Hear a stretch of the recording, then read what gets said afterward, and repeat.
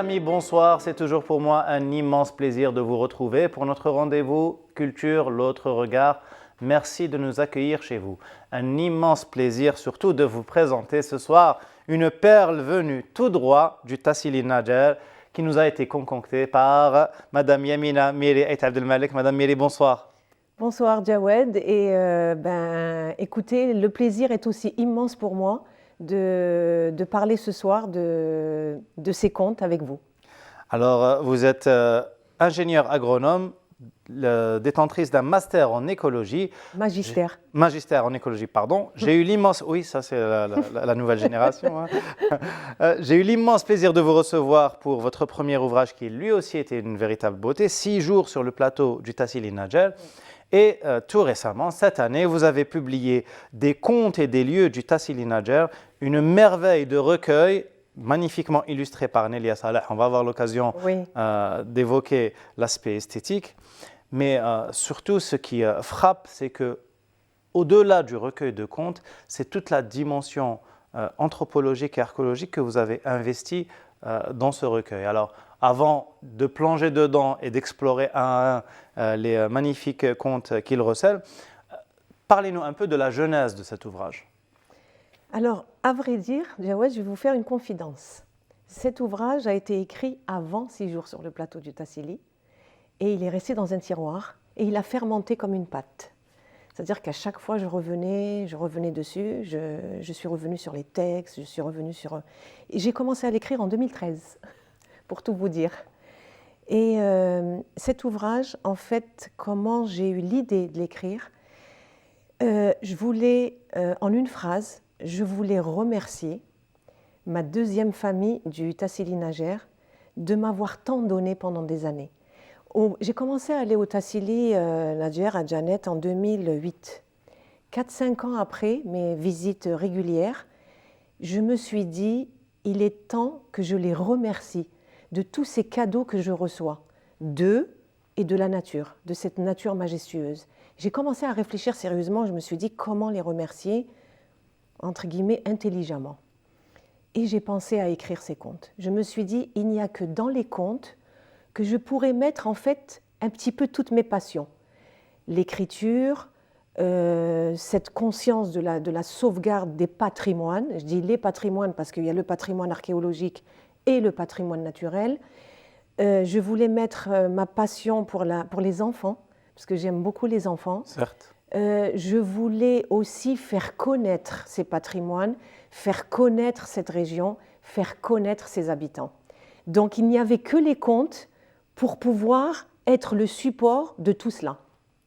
Vous le faites magnifiquement avec un très bel hybride entre des légendes Touareg que vous avez matinées de votre propre imagination et avec des illustrations qui sont vraiment aussi fidèles que possible à la culture tamashaq, les coiffures, les bijoux, les ustensiles, mais surtout, vous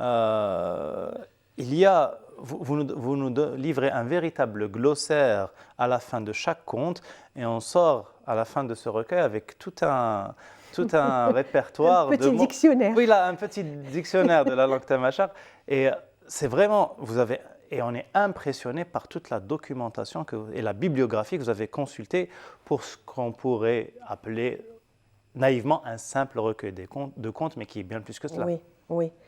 Effectivement, je voulais que mes contes soient un vecteur des messages que je voulais passer. Et dans les messages, il y a la sauvegarde du patrimoine archéologique et du patrimoine naturel, comme je vous l'ai dit, mais il y avait aussi ce message du respect de cette culture et je voulais que les gens prennent un peu connaissance de cette culture tamashaq qui est absolument magnifique et que je méconnaissais jusqu'en 2007-2008. Donc je me suis dit, il faut que mes contes soient ce support, ce vecteur. Comment le faire? Je me suis dit pour les animaux, les plantes, les paysages, c'était facile. J'ai inventé des personnages plantes, des personnages animaux.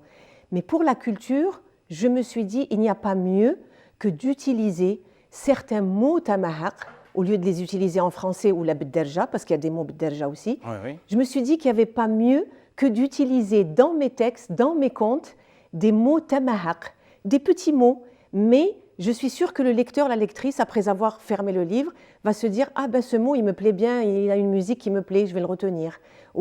Et c'est pour ça que j'ai utilisé aussi quelques expressions, des adages aussi, tawahhum, et j'ai utilisé des mots. De là, le glossaire, parce que je me suis dit, une fois que j'ai fini l'écriture, je me suis dit, bon, c'est bien beau d'utiliser des mots b'derja, des mots b'tamahaq, mais il va falloir quand même donner des explications. Ça, c'est la rigueur scientifique. Ça, c'est la formation académique. Tant mieux, tant mieux. Ça, c'est les 2 thèses que j'ai rédigées. Mais surtout, vous nous faites découvrir à quel point est imagée cette langue. Et par exemple, on prend juste l'exemple par exemple d'Almaz, qui est un petit peu le crépuscule. Oui. Or, son étymologie, c'est le mot avaler. Oui. Et vous dites, c'est la partie du jour à l'approche du coucher du soleil, et donc au moment où... le soleil est avalé par l'horizon. Voilà. Et j'ai trouvé ça très poétique. C'est d'une puissance poétique incroyable. Et c'est toutes ces perles que vous nous faites découvrir. Et puis, vous nous faites découvrir aussi des formules d'introduction du conte. Bon, on connaît le fameux Kanye Makan, mais vous nous faites découvrir, par exemple, dans Les Vaches pleureuses de Tirelghart. Oui. Alors, je n'ai pas envie de massacrer la prononciation, mais je vais m'y essayer quand même. D'accord. Du temps où les... Ça va, je m'en suis bien sorti. Très, très bien. Du temps où les montagnes étaient humides. Humides. Et vous nous rappelez justement, juste par cette formule-là, dans un simple conte oral que vous avez repris ensuite, il y a toute cette mémoire d'un Sahara qui, au départ, était aussi luxuriant que la savane africaine. Tout à fait. Et ceci fait partie de la culture tamahaq dont on vient de parler. Tout ceci fait partie de la culture. Les us et coutumes, le langage, le tefiner, l'écriture, ce qu'on appelle les seuils d'entrée du conte. Et je vous remercie parce que vous l'avez remarqué, Jawed, il n'y a pas un seul conte qui a le même seuil d'entrée que l'autre. Et ça, je l'ai fait exprès. Pour montrer toute l'étendue de notre... Pour montrer la richesse de notre culture. La culture algérienne est d'une richesse extraordinaire. Oui. On va du nord au sud, de l'est à l'ouest. Le langage est différent, les mots sont différents, les us et coutumes, les entrées de seuil des contes sont différents. Oui. Donc j'ai pris une Derja, j'ai pris l'arabe littéraire et j'ai pris le tamahaq. C'était vraiment pour moi un bon outil. Un bon outil. Justement, on parlait des vaches pleureuses de Tirelghart. Vous nous faites découvrir Tirelghart Tentasut. Voilà, ce lieu touristique qui garde la mémoire, puisque ces vaches pleureuses, vous vous inspirez aussi de gravures rupestres que vous reproduisez dans l'ouvrage. Oui, tout à fait. Alors, les vaches pleureuses, là vous me lancez une perche.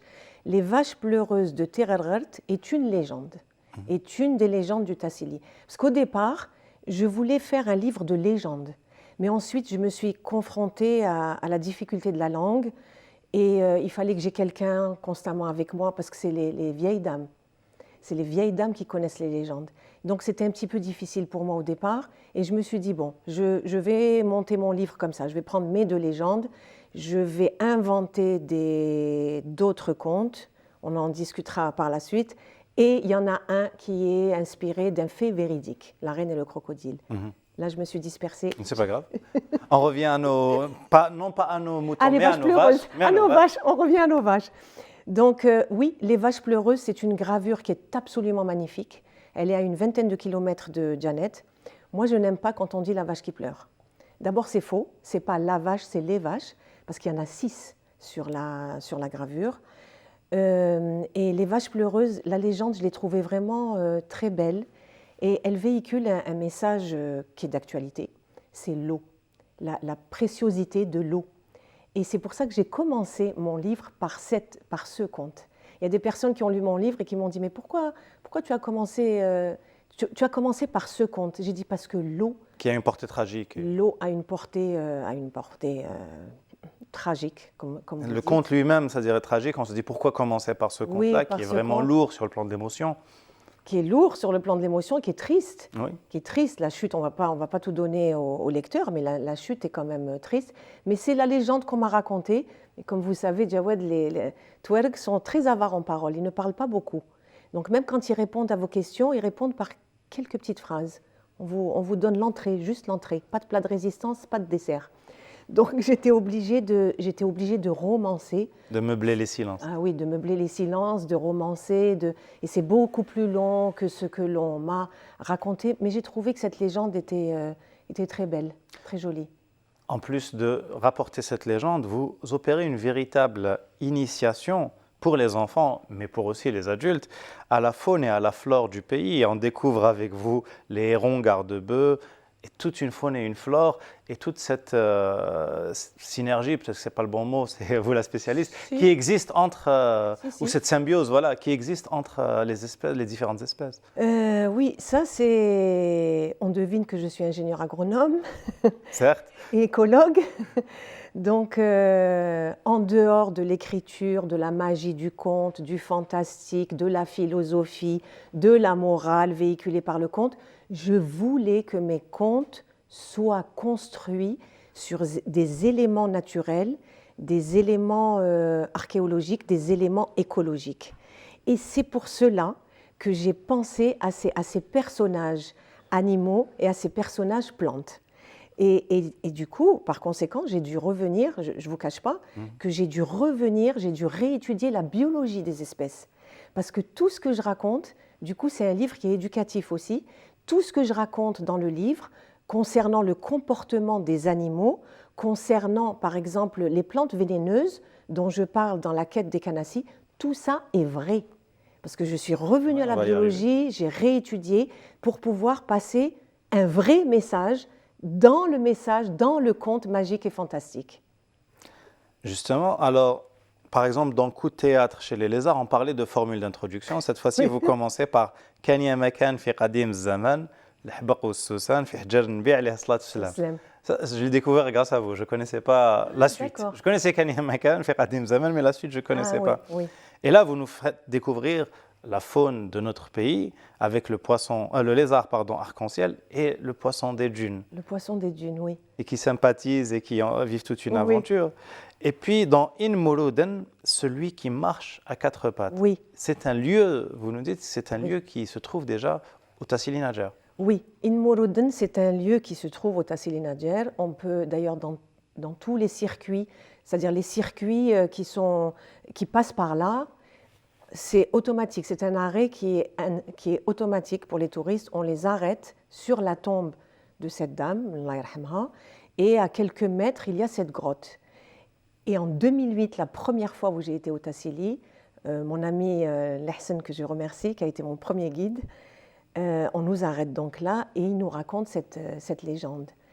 Et pour vous dire que les lieux, c'est un peu pour ça aussi que j'ai intitulé mon livre « Des contes et des lieux du Tassili Nadjer », parce que j'ai mis aussi un point d'honneur à donner des lieux, à donner les noms de lieux. Je trouve que ça aussi, c'est important. Ça aussi, ça fait partie de notre culture, les noms des lieux, parce que ça véhicule des choses. La preuve, In Moloden véhicule toute une légende, et beaucoup de personnes autour de moi qui n'ont été qu'une seule fois au Tassili me parlent d'In Moloden. Ils me parlent en général d'In Moloden et des vaches pleureuses de Tererghert. Donc c'est important. Les noms des lieux sont importants. Ça, c'est pour In Moloden. Pour répondre à votre question aussi, Jawed, des lézards. Les lézards, oui, la première fois que j'ai entendu parler de ce lézard des sables ou poisson des sables, poisson des dunes, franchement, la biologie m'a vraiment épatée, comme on dit. Ce lézard qui vit sous le sable, qui a la faculté de pouvoir ressentir les vibrations. Ressentir les moindres vibrations qu'il y a au-dessus de lui, du coup. Et parce que j'aime le théâtre. Et vous avez dû vous rendre compte que dans ce conte, du coup, j'ai utilisé le jargon du théâtre. C'est vrai. Et c'est parce que j'aime le théâtre aussi. Ça aussi, c'est une de mes passions. Et du coup, je vous dis, ce livre, c'est toutes mes passions. On y ressent tout l'amour pour vos sujets et tout l'amour pour le lecteur et tout le respect pour le lecteur à travers vraiment ce magnifique produit, ce magnifique travail esthétique que vous avez opéré. Alors, le travail esthétique, c'est bien parce que je voudrais remercier encore et encore Madame Nelia Saleh. Votre illustratrice. Mon illustratrice, cette jeune femme qui a fait un travail fabuleux. que j'ai beaucoup embêté. Méticuleuse et rigoureuse comme vous êtes, Comme vous me connaissez, je suis exigeante avec moi-même d'abord. certes, Donc je suis aussi et exigeante. on le voit dans le résultat. Oui, je suis très exigeante avec moi-même et avec les personnes qui travaillent avec moi aussi. Mais elle a fait un travail fabuleux. Elle a été très patiente avec moi. Elle a repris les illustrations autant de fois que je l'ai demandé. Et ce qu'il faut savoir, c'est que les illustrations ont été faites, réalisées sur la base de mes photos. Pourquoi? Parce que je voulais que le lecteur ou la lectrice qui ouvre le livre et qui connaît les lieux reconnaisse les lieux. Et ça, c'était important pour moi. Je ne voulais pas d'illustration Fantasque. fantasque, j'allais dire bisounours. Non, je ne voulais pas du tout. Et je voulais que les types répondent aux types aussi de la région. J'ai fait un travail sur les bijoux. La vieille dame dans la mission du Khelkhel Oui, porte un oui, oui. bijou bien typique de N'Tatouerg. Tout, les coiffures, même les vêtements portés par les femmes des contes. Je ne voulais pas qu'elles portent ce qu'on appelle actuellement Tessernest, qu'on voit au Mali, au Niger, à Tamarrasset, à Sahara al-Gharbiya aussi. Je voulais que ce soit justement, c'est bien, ça paraît à l'écran, je voulais que ce soit la vieille tenue, l'ancienne tenue N'Tat Terguiyet. Et donc, j'ai discuté avec mes amis Terguiyet, et voilà, le résultat est là. Oui, cette rigueur, cette méticulosité qui fait toute la magie de cet ouvrage. Ce qui fait aussi la magie de cet ouvrage, c'est toutes ces mœurs et ces coutumes que vous nous transmettez. Et notamment, vous parliez tout à l'heure de vos amis Touareg qui vous racontaient les légendes à demi-mot. Or, vous nous rapportez un magnifique proverbe où il dit dans In Moulouden, tout ce qui existe dans la parole existe dans le silence. D'où leur laconisme. Oui, c'est vrai. C'est vrai qu'il y a beaucoup de silence chez eux. Je vais vous raconter une anecdote. La première fois que j'ai été au Tassili, donc accompagnée par nos amis Touareg, je posais énormément de questions parce que j'étais subjuguée par tout en fait. Donc je posais plein de questions. Et puis de temps en temps, je posais une question, puis je me disais, je crois qu'il ne m'a pas entendu. Ne répondez pas. 5 minutes plus tard, sans exagérer, 5 minutes plus tard, on commençait à me donner des éléments de réponse. Ah, je me disais donc, il a bien enregistré ma question. Ça, c'est vous dire. Ils ne sont pas du tout dans la même dynamique que nous, mais ça, moi, je crois que c'est dû à la nature, Jawed. Cette nature est tellement belle, tellement vaste, tellement apaisante. Et ce soleil, cette luminosité aussi, ils ont une luminosité qui est à part, parce qu'on est sous une autre latitude quand même. Je crois que tout ça fait qu'ils sont calmes, qu'ils sont sereins et qu'ils ne prennent pas les choses de la même manière que nous. Mais alors pas du tout. Ils n'ont pas la même vitesse. Ils n'ont pas la même vitesse de vie. C'est peut-être en vous lisant aussi, on découvre que c'est peut-être aussi la puissance du lien social. Oui, aussi. C'est vrai qu'ils ont des liens sociaux qui sont différents des nôtres. Les nôtres, je crois qu'ils ont été, quand je dis nous, je veux dire dans le Nord, je crois qu'ils ont été très milieu affectés. Urbain. Milieu urbain, on va dire milieu urbain. On a été affectés par le mode de vie occidental. On est très affectés par le mode de vie occidental. Même le système de parenté est différent. Famille nucléaire aujourd'hui, dans les milieux urbains, sont la norme, alors que la famille élargie existe encore. Très différent. La famille élargie existe encore, Sahara. D'ailleurs, si vous permettez, on va prendre un exemple. Oui, bien sûr. Où vous nous plongez justement dans cette famille élargie. Vous dites une journée typique, justement dans le conte In Moulouden, vous dites les adultes émergent en douceur. Les anciens sont ceux qui se réveillent les premiers, et ce afin de remplir leurs devoirs religieux en accomplissant la première partie de la journée, la première prière de la journée, celle de l'aube. Ensuite, ils iront préparer un petit brasier pour préparer le thé. Assis en tailleur sur leur tesselet, qui est... Tesselet, c'est cette espèce de petit tapis fait avec sur le dôme, c'est ça tesselet. Donc, ils égrènent une à une les perles de leur chapelet en invoquant Dieu Tout-Puissant.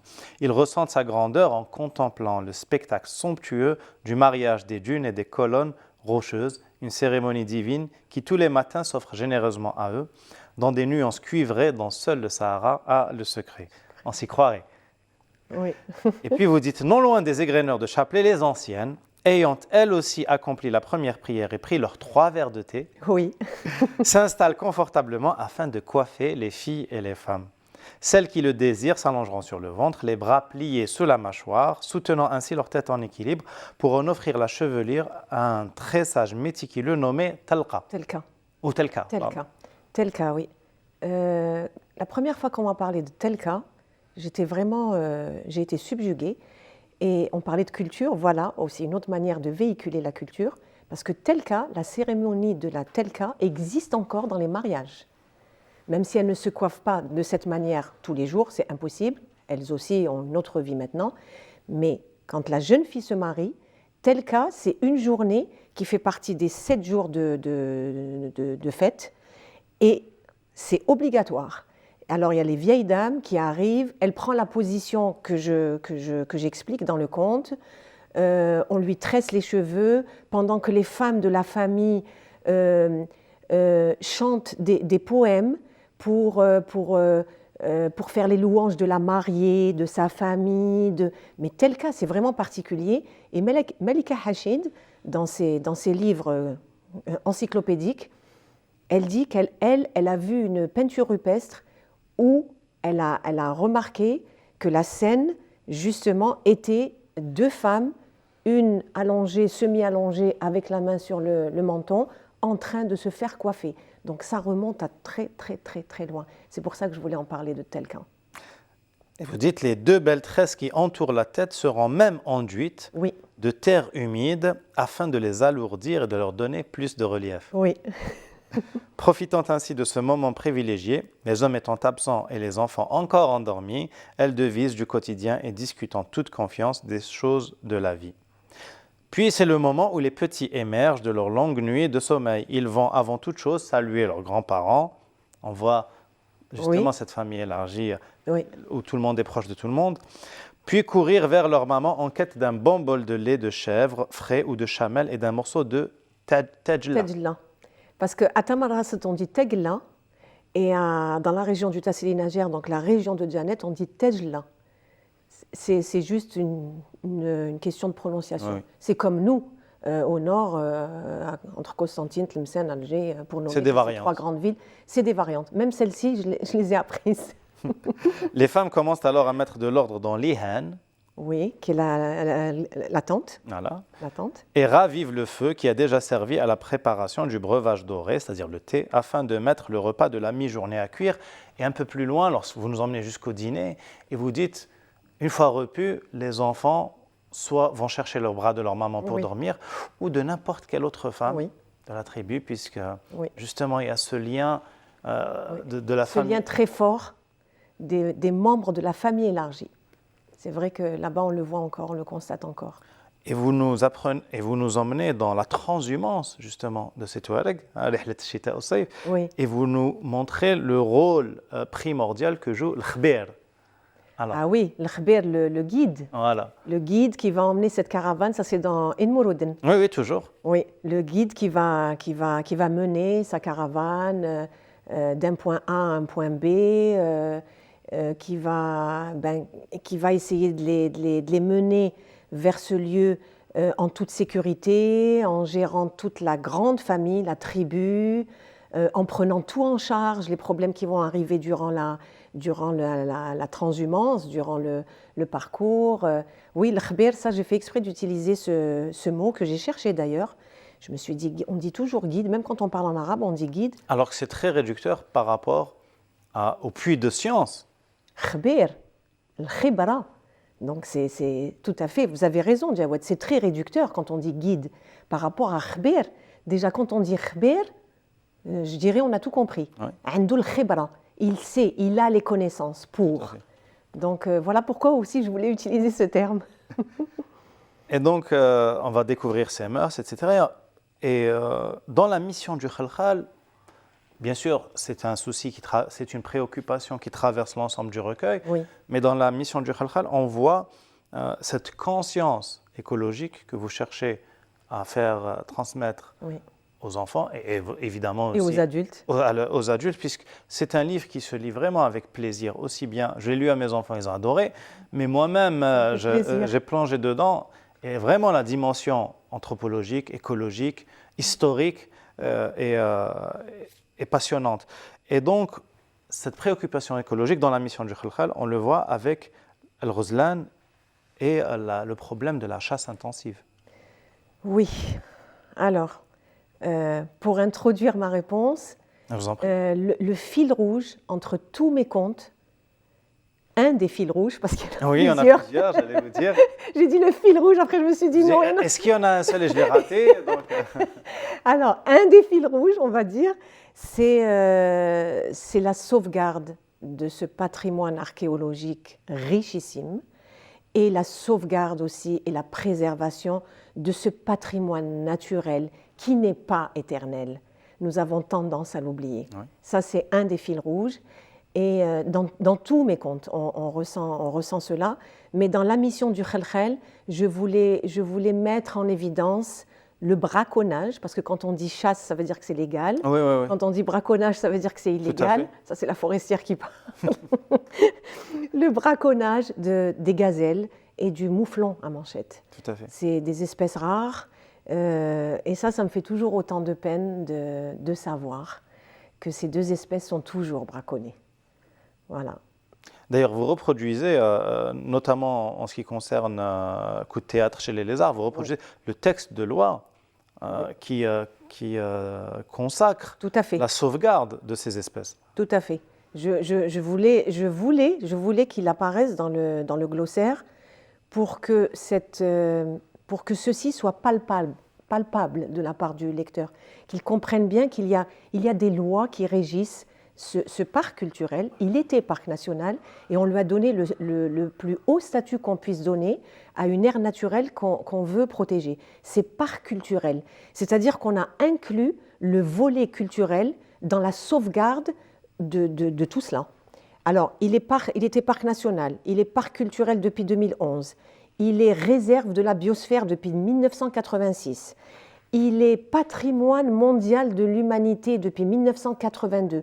Vous imaginez ce statut qu'il a, ce parc. On devrait faire plusieurs livres. Certes. Pas un seul. Et c'est pour ça que à travers tous mes écrits, mes interventions, je veux toujours éveiller la conscience de celles et ceux qui m'écoutent et qui me lisent, éveiller la conscience à la sauvegarde de ce patrimoine que nous avons entre les mains, qui est unique au monde et qui, du coup, ne nous appartient pas qu'à nous maintenant. Il appartient à l'humanité tout entière. La preuve, il est patrimoine de l'humanité. Donc, il y a des choses à faire. Cependant, ce n'est pas une raison, évidemment, pour ne pas faire les choses, mais l'une des sagesses que vous véhiculez dans la mission du Khalkhal, vous dites il est plus facile, c'est le chef, Oui. voilà, c'est le chef de la tribu qui Oui. dit il est plus facile de déplacer une montagne que de changer les habitudes des hommes. Oui. Ça, je l'ai mis parce que je ne voulais pas mentir, en fait. C'est ça, je ne voulais pas mentir. Donc, dans la nuance, en tout cas les adultes sentiront qu'il y a encore du braconnage. Et c'est pour ça que j'ai dit ça. Je l'ai dit pour faire comprendre d'abord que c'est un thème qui est très complexe, c'est très complexe, qu'ils acceptent l'idée que ce sont des espèces qu'il ne faut plus braconner. C'est très complexe, je l'ai compris que dernièrement, parce que ça fait partie de leur culture. Leurs grands-parents, leurs arrière-grands-parents chassaient. À l'époque, ce n'était pas du braconnage parce que le parc national n'existait pas. Donc ils chassaient, mais ils chassaient pour des objectifs bien précis, bien particuliers. Maintenant, c'est différent. Donc, c'est pour ça que je vous dis, ce thème est complexe. Le thème du braconnage est complexe. Et c'est pour ça que j'ai laissé cette petite fenêtre ouverte sur un petit peu les points d'interrogation. Et que je dis la vérité aussi, que je dis que, voilà. Je le dis d'ailleurs à la fin du conte que le chef de tribu lui dit « J'ai essayé de faire ce que j'ai pu, j'ai parlé aux autres tribus, mais ils vont faire des efforts. » Voilà. Voilà, oui, ça ne va pas non plus se faire du jour au lendemain. Non. Et puis vous nous faites voyager, vous nous emmenez de la Palestine jusqu'au Tassili Nadjer avec la rose de Jéricho qui va se lier d'amitié avec une rose des sables. Oui, ça c'est un conte En fait, c'est le deuxième que j'ai écrit, La Rose de Jéricho. La deuxième fois que j'ai été au Tassili Nadjer en 2009, on avait fait la Tadrart. Et à la Tadrart, c'est là où j'ai vu la Rose de Jéricho pour la première fois. C'était vraiment, c'était des champs de Rose de Jéricho. J'avais jamais vu cette espèce magnifique. Et j'ai posé la question, on m'a expliqué, voilà, c'est Akaraba, on l'appelle Akaraba, voilà à quoi elle sert, voilà. On m'a expliqué un peu sa fragilité. Ensuite, j'ai fait mes recherches, j'ai vu qu'elle était rare, elle avait un statut de rareté, etc. Et comme la Palestine, c'est un sujet qui me tient à cœur aussi, et depuis très très longtemps, je me suis dit, Rose de Jéricho. Jéricho, c'est une région en Palestine. J'ai fait mes recherches. J'ai découvert aussi que cette espèce existe à Jéricho aussi. Et je me suis dit, voilà la solution à mon problème. Je vais pouvoir introduire la Palestine, je vais pouvoir parler de la Palestine dans mon conte, mais comment? Et ensuite, avec l'imagination qui cavale, c'est venu, donc la tempête, la Rose de Jéricho qui a arraché à sa terre natale, elle est arrachée par une tempête. Donc pour les adultes qui vont lire entre les lignes, Oui, la symbolique. C'est la Nekba de 1948, hein, c'est de ça que je parle, hein, cette tempête immense, affreuse. Voilà un petit peu pourquoi j'ai monté ce conte.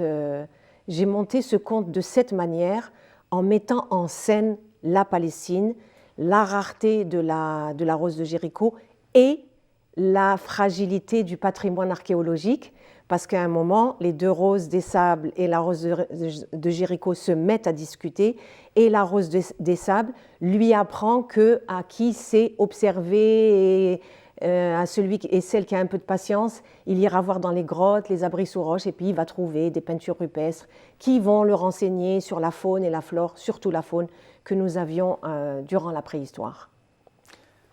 Et puis il y a cette merveille de culture botanique que vous investissez dans la quête des canassis. Oui. Cet hérisson, têtu, certes, un petit peu complexé, voilà, et qui veut se débarrasser de ses piquants. C'est un thème qui est connu. Mohamed Dib avait aussi écrit un conte avec un hippopotame qui voulait se transformer, qui va recourir à un sorcier, etc. Mais je ne le connais pas. Eh bien, je vous l'offrirai avec plaisir. Mais vous, chemin faisant, vous nous faites explorer encore une fois le Tassili Nadjer, et puis vous nous faites découvrir des merveilles. D'abord, grâce à vous, je découvre l'oiseau Moula Moula. Moula Moula, oui. Et puis, je découvre ce phénomène qui m'aurait presque donné envie, si je n'étais pas un citadin indécrottable, envie d'aller au Tassili Nadjer. Mais vous m'avez raconté à quel point c'est un parcours du combattant, et donc je tiens trop à mon petit confort. Le chant des dunes. Ah oui. Alors, le chant des dunes, ça c'est un phénomène que j'ai vécu. Je l'ai vécu en 2009 quand j'ai été à la Tadrart. Et c'est un phénomène d'ailleurs que j'explique dans le glossaire parce que je trouvais que c'était très important. En fait, vous savez, Jawed, dans ces contes, j'ai mis tout ce qui m'a, allez, je vais utiliser un terme un petit peu, emballé. J'étais comme une petite fille. Chaque année, à chaque fois que j'allais au Tassili, j'étais subjuguée et emballée par les nouvelles choses que je découvrais, les nouvelles choses qu'on me racontait. Et à un moment, je me suis dit, je ne peux pas garder tout ça pour moi. Il faut que je le partage. C'est pour ça que j'ai mis tout ça dans les contes. Et cette histoire de phénomène on les appelle aussi dunes musicantes, dunes chantantes, c'est un phénomène lié au sable, au déplacement du sable très fin qui, à ce moment-là, se met à se comporter comme de l'eau. C'est ce qu'expliquent les physiciens, les hydrophysiciens. J'ai fait des recherches aussi là-dessus. Et ça vous fait un bruit de tonnerre, carrément, et de moteur d'avion. Et on était à cet endroit d'ailleurs, l'endroit de la première de couverture. Oui, on était à cet endroit. Et on était face à l'une des grandes dunes de Tin Marzoga, qui est très connue par toutes les personnes qui vont à la Tadrart connaissent Tin Marzoga. Puis on préparait notre bivouac.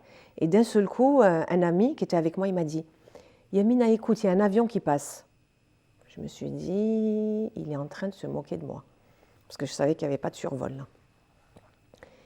Puis j'entends ce vrombissement, mais vraiment un bruit de moteur. Je me suis dit, bon, il se paye ma tête, il se paye pas ma tête. Puis il commençait à rigoler, donc il m'a dit, regarde en haut de la dune. Puis je regardais, je voyais les gens descendre. Ils étaient à plusieurs et ils couraient.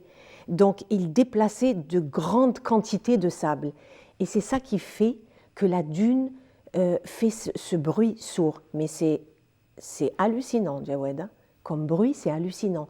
Parce qu'il n'y a rien autour de vous. C'est comme les bruits des vagues, mais au Sahara. Mais en plus puissant, En c'est-à-dire une plus- mer démontée. Vous savez pourquoi en plus puissant? Parce que vous êtes plongé dans le silence et d'un seul coup, vous entendez cette espèce de moteur d'avion. Et puis, il y a même presque un tremblement Ouais, une légère de terre. vibration. On ressent ces vibrations. C'est vraiment c'est extraordinaire. C'est pour ça que je voulais aussi parler de ce phénomène. Woutouerg, j'aime beaucoup leur poésie. Ils disent que ce bruit est lié au Kellesouf. Les Kellesouf, c'est le Jnoun, ce qu'ils appellent Kellesouf. C'est un peu le vent qui ramène les Kellesouf, qui ramène les Jnoun. C'est les ailes, en fait. C'est les Kellesouf qui utilisent le vent pour se déplacer. Oui, c'est leur véhicule. J'ai trouvé ça vraiment très, très poétique aussi comme image. Oui, d'ailleurs, les mythes, Roussel, sont des poèmes, fondamentalement. Tout à fait. Et puis, vous nous faites un véritable cours de botanique, aux frais du pauvre hérisson, hélas, Oui. sur les plantes toxiques, mais aux vertus médicinales. Oui. Alors, oui, vous nous apprenez même leur nom vernaculaire. Oui. Donc, c'est Afalahlah. Falahla, oui. Et vous avez aussi Effataxi. Oui, Voilà. Effataxi. Donc, la jusquiame, je La crois. jusquiame, exactement, qui est une très très belle plante. La jusquiame, j'ai eu l'occasion de la voir. Parce que vous savez, quand on va au Tassili, on ne peut pas voir comme ça pour la première fois toutes les plantes que vous voulez voir. C'est vraiment impossible. Oui. Parce que ça dépend, est-ce qu'il a plu, il n'a pas plu cette année-là. Et la jusquiame, je rêvais de la voir depuis des années et des années. Et je ne l'ai vue qu'il y a 4-5 ans. Alors là, quand je l'ai vue, pour moi, c'était le bonheur. C'est une très très belle plante. Effectivement, dans la quête des Canassis, la quête des Canassis, c'est vraiment le conte qui a l'architecture, qui possède l'architecture classique du conte. Du conte classique, oui. Vous avez dû vous en Oui, oui, rendre tout à compte. fait. Donc l'introduction, camp l'environnement, l'élément perturbateur, sa quête. Donc tout ce cheminement, la quête, la transformation du héros. Là, notre petit héros, c'est le hérisson têtu. Et la chute, La chute et la morale. qui n'est pas gaie, qui n'est pas joyeuse, mais bon, c'est la chute et la morale. La morale, oui. Et dans ce conte, j'avais pensé à ça. Je me suis dit, ah tiens, il est têtu, il veut se débarrasser de ses pics, comment il va faire? On ne va pas l'emmener directement aux sorciers de Melzoga, donc il faut qu'il y ait des étapes. Et là, j'ai pensé aux plantes vénéneuses, parce qu'il y en a beaucoup, hein, au Tassili, des plantes qui sont assez dangereuses. Et là, je me suis dit, ah, voilà le conte qui va me permettre de camper et de parler de ces plantes vénéneuses qui sont aussi médicinales. De toute façon, toutes les plantes vénéneuses sont médicinales, hein, y compris le pavot, elles sont toutes médicinales. Les venins, Oui. les venins. Bah, ceux qui lui ont fait absorber ces plantes-là, le scorpion et la vipère, la vipère. à cornes, Oui. eux-mêmes. Oui, et la morale. La morale que les paroles, un secret, quand on le raconte, il faut qu'il reste au niveau de la personne. Le secret, c'est important. Sinon, les ennemis en font un très mauvais usage. Exactement, parce que la parole, quand elle est sortie, elle voyage. Elle fait son petit chemin et elle n'arrive pas spécialement aux oreilles de personnes bienveillantes. Donc, il y a tout ça. L'autre morale aussi, c'est qu'il faut être satisfait de ce qu'on est, pas forcément de ce qu'on a. On peut toujours, ça, c'est toujours facile mais de ce qu'on est. Oui. Et donc, tout ça, vous avez été inspiré par un site naturel. Oui. Un hérisson. Oui, absolument. Mais, énorme. Oui, énorme, oui. Effectivement, C'est un rocher. Oui, en 2009, c'est en 2009 que j'ai découvert cet endroit, Tekanassit d'ailleurs, qui s'appelle Tekanassit, parce que Ekanassi, ça veut dire hérisson, Tekanassit. Et quand on est arrivé un peu tard ce jour-là, et on est arrivé, c'était en décembre, donc la journée était courte, et le lever de lune avait déjà commencé. Et ce hérisson, on le voit dans la photo parce que je voulais mettre cette photo. Et cette roche en forme de hérisson, se tourne et est orientée vers la Lune. Et ça m'avait frappée. Et c'est resté dans ma tête, mais c'est resté dans ma tête pendant des années, puisque je l'ai vu en 2009, j'ai commencé à écrire les contes en 2013. Et ça m'a inspirée. effectivement, c'est cette photo qui m'a inspirée. Et la photo m'a inspiré le début du conte et la fin du conte. La fin qu'on ne va pas raconter, le début et la fin. Évidemment. Oui. En tout cas, c'est un conte magnifique et extrêmement instructif, encore tout aussi instructif que les autres contes, et puis celui qui ferme le recueil, La Reine et le Crocodile. Mais on va laisser un petit suspense aux chers amis qui nous regardent, puisque c'est le moment de notre livre de chevet, avec votre aimable permission. Bien sûr. On va le découvrir avec nos chers amis qui nous suivent. À tout de suite après le jingle.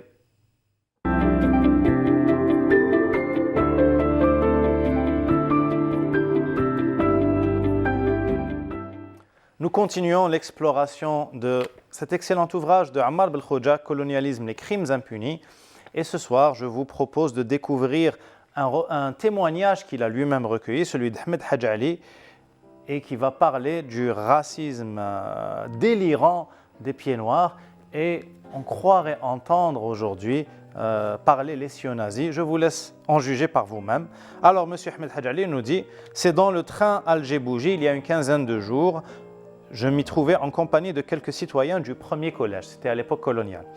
Dans un compartiment de deuxième classe. J'étais plongé dans la lecture de la presse du matin quand à Ménerville monta une femme d'allure distinguée, frisant le demi-siècle, qui vint prendre place à mes côtés et fulminant contre je ne sais qui ni quoi. Donc d'allure distinguée, mais vous allez rapidement voir que ce n'est plus très distingué. « Ah, messieurs, dit-elle, vous ne pouvez pas vous imaginer à quel point je suis content de voyager en votre compagnie. » Car M. Hadj Ali n'a pas le type maghrébin typique. Loin de ces salbicaux qui encombraient le car que j'ai dû emprunter ce matin pour joindre Ménerville. Je me sens délivré car leur promiscuité m'effraie et me donne la nausée. On devrait leur interdire de s'asseoir à nos côtés, pas seulement dans les autobus et les trains, mais aussi dans les cafés, les restaurants et surtout dans les cinémas. Tenez, dernièrement, dans un bureau de poste à Alger, j'ai assisté à une scène qui m'a mortifié et m'a permis de constater notre déchéance dans ce pays. Un blanc-bec de 20 ans à peine a vertement relevé une employée qu'il avait tutoyée. Et pourtant, les indigènes entre nous, qu'est-ce que ça vaut? Est-ce qu'ils méritent des égards? C'est assurément révoltant et je dirais même humiliant d'avoir à être poli. Poli lorsqu'on s'adresse à eux. Non, on devrait leur interdire l'accès à nos écoles, car dès qu'ils savent un mot en français, ils vous marchent sur les pieds, réclament des droits et même, paraît-il, l'indépendance. Avouez que c'est un comble. Ah, vivement la guerre qui nous débarrassera de cette affreuse vermine. Malheureusement, il en restera toujours assez pour nous ennuyer, nous empêcher de vivre entre nous, seuls, sans avoir à les côtoyer et à subir leurs plaintes. Non, ils sont insupportables et je paierai cher pour les voir disparaître de la circulation. Tant qu'il en restera, nous ne serons jamais tranquilles et nous ne pourrons pas dire que nous sommes chez nous en Algérie. Elle ne croyait pas si bien dire.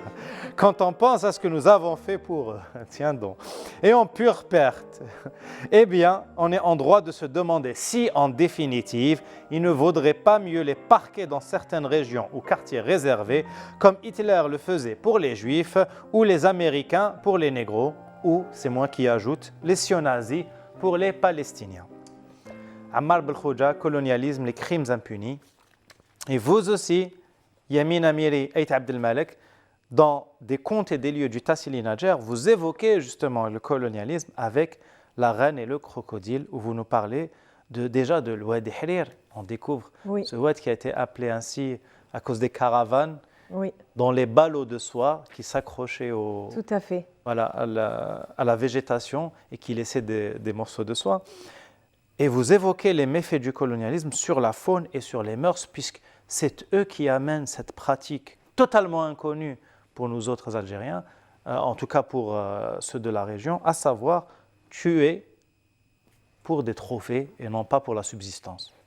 Oui, en fait, Jawed, je voulais que mes contes ne soient pas uniquement une manière, ne soient pas uniquement la culture de l'émerveillement. Comme dirait Pierre Rabhi, c'est lui qui disait il faut cultiver l'émerveillement. C'est vrai qu'on a besoin de cultiver l'émerveillement, et actuellement beaucoup plus qu'avant, je trouve. Parce qu'on vit dans un monde qui est très dur, on a affaire à des événements qui sont très très durs. J'allais dire c'est de pire en pire. Donc l'émerveillement, je crois que c'est ce qui va nous permettre de garder la tête au-dessus de l'eau. Mais je voulais aussi que mes contes véhiculent des vérités historiques, dont celui-là, La Reine et le Crocodile, parce que ça aussi, c'est quelque chose que j'ai lu dans l'ouvrage encyclopédique de Malika Hachid, encore une fois. Et là, elle parle du dernier crocodile qui a été tué dans le parc national, enfin, il n'était pas parc national à l'époque, dans la région de Ehrir, qui fait partie du parc culturel. Et ça, c'est une histoire qui m'a vraiment qui m'a touchée et marquée à la fois. Pourquoi? Parce que je vais raconter cette histoire du crocodile. Peu de gens savent en fait qu'il y avait des crocodiles, Sahara Nta'na, donc dans ce oued, plus exactement à Oued Ehrir, jusqu'aux début des années 20, 1924-1925. Les auteurs ne sont pas tout à fait d'accord sur la date. J'ai même trouvé 1928. En tout cas, Malika Hachid a fait son enquête et elle arrête entre 1924 et 1925. Et les colonisateurs français, quand ils sont arrivés au Sahara central, ils ont entendu parler de cette histoire. Ils ont entendu parler de quelques crocodiles qui subsistent encore. Première des choses, ils ont commencé à appâter Touareg. Ils ont offert une grande récompense à ceux qui pouvaient chasser un crocodile et le ramener, pour qu'ensuite, eux, s'enorgueillissent et le trophée, fassent des communications, etc. C'est ce qui s'est passé, malheureusement. Et ils ont tué le dernier crocodile. C'était le dernier. Parce que Duveyrier, dans l'ouvrage de Duveyrier parle d'une dizaine de crocodiles au début des années 20. Donc déjà, 24, 25, 28, c'était déjà le dernier. Et quand ils l'ont tué, bon, c'était un petit crocodile, hein, ce n'est pas les crocodiles qu'on peut imaginer, qu'on voit dans les documentaires. C'était une espèce particulière au Tassili, le crocodile du Tassili, qui faisait entre 1 mètre, 1 mètre 50 maximum. Et donc ils l'ont tué, ils ont tué le dernier crocodile, ils ramènent le crocodile mort, et je crois le capitaine de l'époque, je ne me souviens plus du nom, peu importe, il fait un écrit à sa hiérarchie, et en leur expliquant, il était tout content de leur dire on a tué le dernier crocodile. Sa hiérarchie croyait qu'il commençait à perdre un peu la raison, en raison du Sahara et de l'éloignement. Ils lui ont répondu en lui demandant de prendre des vacances. Ça, c'est l'anecdote que je ne raconte pas dans le livre, mais c'est ce que j'ai trouvé dans les écrits, pour vous dire. Et dans un des écrits que je viens de lire, le crocodile a été envoyé au Muséum d'histoire naturelle à Paris. Ce n'est pas... Il est là-bas. Oui, le moindre des pillages qui a eu lieu. Il est là-bas, y compris l'Imzad de Dassine, puisqu'on parle de pillage et puisqu'on parle de... L'Imzad de Dassine, la grande poétesse de la région de Tamarasot, Tassili Hogar, aussi, c'est Henri Lotte qui l'a récupéré. Henri Lotte, qui a été guidé par Jibril Layrahmou, qui a été guidé sur le plateau et à Oued Jarrat pour voir un peu les peintures et les gravures rupestres, parce que j'aime pas quand on dit il a découvert, il n'a rien découvert. Bien en sûr. fait. Il a été guidé pour aller sur ces lieux et pour... Et donc, lui a pris l'Imzad de Dassine et il est aussi au Muséum d'histoire naturelle à Paris. Donc, il y a beaucoup de choses à récupérer. Certes. Et c'est ce que nous rappelle magnifiquement des contes et des lieux du Tassili Najer, magnifique dans sa forme, magnifique dans son contenu. Hélas, les meilleures choses ont une fin et nous approchons du moment de nous dire au revoir. C'est passionnant de vous écouter, donc on ne sent pas le temps passé. Par conséquent, je vous laisse le mot de la fin. Il me semble que vous avez cité beaucoup de personnes, mais vous vouliez rendre hommage à quelqu'un en particulier. Oui, je n'ai vraiment pas vu le temps passer. Hein. J'ai l'impression qu'on parle depuis 5 minutes. C'est incroyable. Oui, il y a 2 personnes auxquelles je voudrais rendre hommage. Je vais commencer par Madame Ginette Omassi Pradri, qui vient de nous quitter, Oui. qui était géologue, préhistorienne, une grande dame. Oui, qui figure d'ailleurs dans votre bibliographie. Oui, qui figure, que j'ai connue, que j'ai eu l'immense privilège de connaître. Elle m'a beaucoup encouragée pour écrire. Elle avait eu entre les mains le premier ouvrage, le récit, et elle m'a encouragée à continuer dans cette voie, en fait, de la vulgarisation, pour que les personnes prennent conscience un petit peu. Et elle a travaillé pendant plus de 10 ans avec Mouloud Mamri. Hein. Oui, d'ailleurs, elle a publié beaucoup d'ouvrages Oui. ici en Algérie. Oui, ici en Algérie, voilà. oui. Elle était algérienne, hein, Voilà. Ginette Oumassip Kadri. Elle avait vraiment l'Algérie dans le cœur.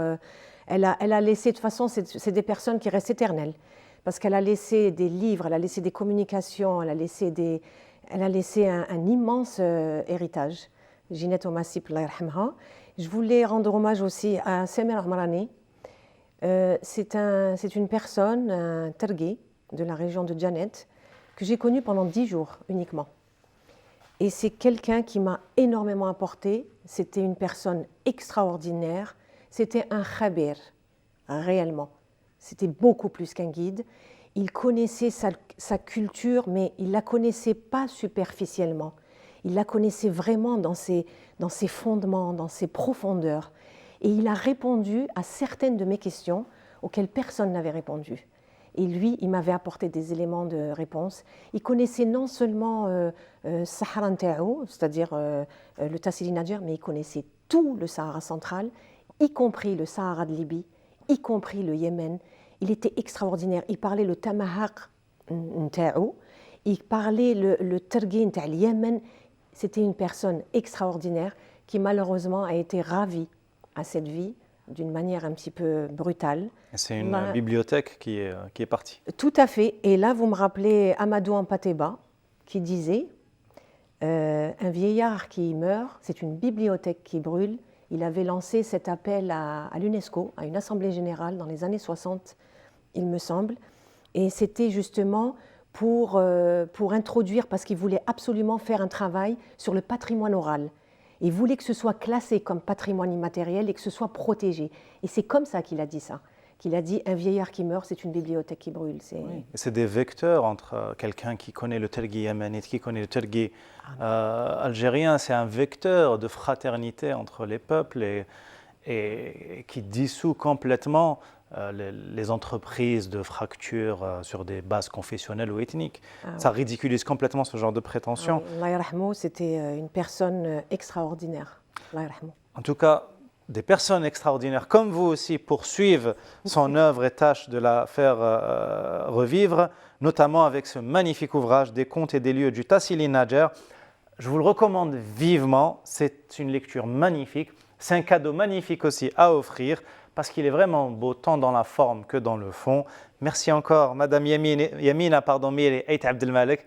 Un immense plaisir de vous avoir reçu, un immense plaisir d'avoir découvert cette perle des contes et des lieux du Tassili Nadjer.